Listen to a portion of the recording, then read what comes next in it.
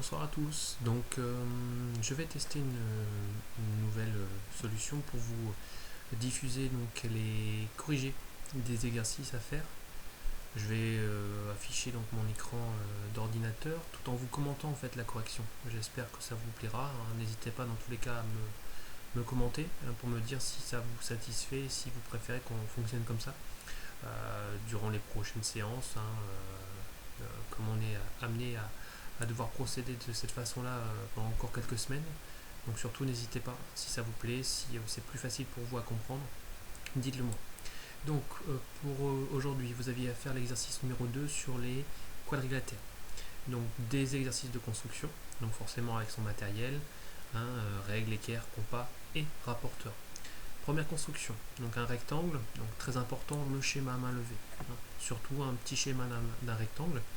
Et très important, bien positionner les lettres dans l'ordre, hein, du nom du quadrilatère, hein, L, I, M, A. Donc L, I, M, A et AL sont bien des côtés. On me donne l'information que IM vaut 4 cm, que LM diagonale donc vaut 8 cm. Donc comme vous pouvez le voir ici, en fait on a coupé le rectangle en deux triangles rectangles. Donc on va pouvoir effectuer la construction du triangle rectangle LIM en commençant par construire le côté IM, puis l'angle droit. Et comme on ne connaît pas la longueur du côté IL, on n'oublie pas bien sûr de reporter au compas, comme on l'a fait sur le chapitre des triangles, cette longueur de 8 cm, ce qui permet de positionner donc le sommet A. Le sommet L, pardon. Comment faire pour terminer la construction? Bien, c'est très simple. Un rectangle a bien ses côtés opposés de même longueur. Donc comme ici, en fait, j'ai terminé la construction au compas. J'ai donc reporté la longueur IL à partir du point M. Même si je ne la connais pas, mon compas me permet de prendre l'écartement. Et ensuite, j'ai reporté la longueur IM à partir du sommet L et l'intersection des deux arcs de cercle. Alors, c'est pas très visible, j'ai pas suffisamment appuyé sur mon compas, ce que je ferai la prochaine fois, mais au moins, vous voyez l'intersection. Ensuite, il ne reste plus qu'à relier les sommets et à placer le codage. On poursuit avec ensuite, voilà, le losange.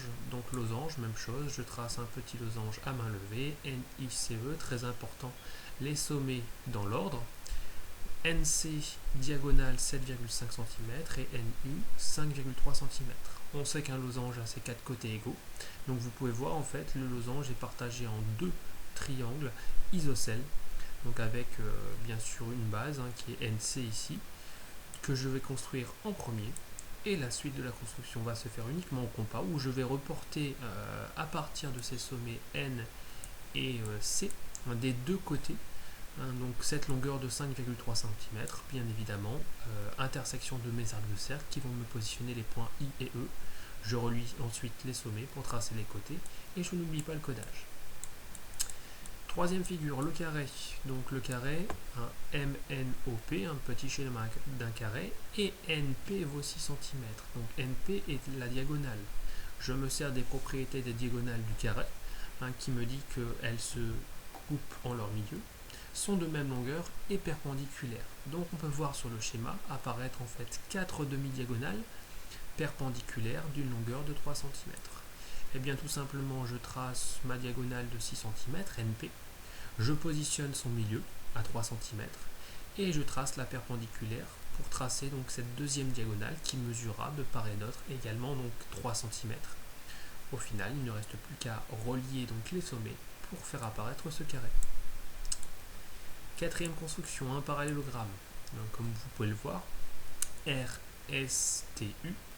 RT 7 cm, c'est donc la diagonale, l'une des deux diagonales, RS l'un des côtés, ST l'autre côté. J'ai donc un parallélogramme qui est donc coupé en deux triangles bien sûr qui sont en fait identiques, ils vont avoir les mêmes longueurs. Donc je peux très bien commencer ici la construction par ce triangle RST dont je connais les trois longueurs. Donc 7 cm côté le plus long, puis derrière le compas, écartement de 6 cm à partir du sommet R. Je trace un arc de cercle, écartement de 3 cm à partir du point T, je trace un arc de cercle, l'intersection me donne la position du point S. Et comment placer le point U? Eh bien c'est très simple, comme les côtés opposés sont de la même longueur, je reporte cette longueur de 6 cm à partir de T avec mon compas, de 3 cm à partir de R avec mon compas, ce qui me permet de positionner mon point U. Je n'oublie pas bien sûr de relier les sommets et de mettre le codage. Deux dernières constructions, un rectangle ABCD tel que AB égale 7 cm et l'angle BAC mesure 35 degrés.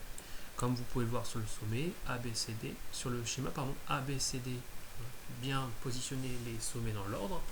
Donc j'y place les informations, AB, donc l'un des côtés vaut 7 cm et l'angle BAC vaut 35 degrés. Je vais de nouveau donc pouvoir ici commencer par construire en fait le triangle ABC qui est un triangle rectangle pour lequel je connais donc l'une des longueurs de 7 cm et cet angle de 35 degrés.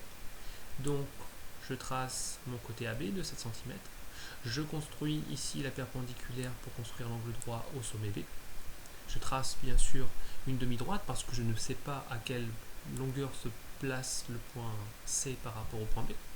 Je construis ensuite à l'aide de mon rapporteur cet angle donc BAC avec bien sûr le centre du rapporteur sur le sommet A.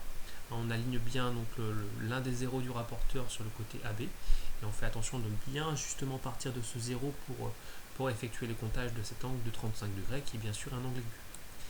Je trace une demi-droite et forcément cette demi-droite va venir couper la précédente et à l'intersection je positionne mon point C.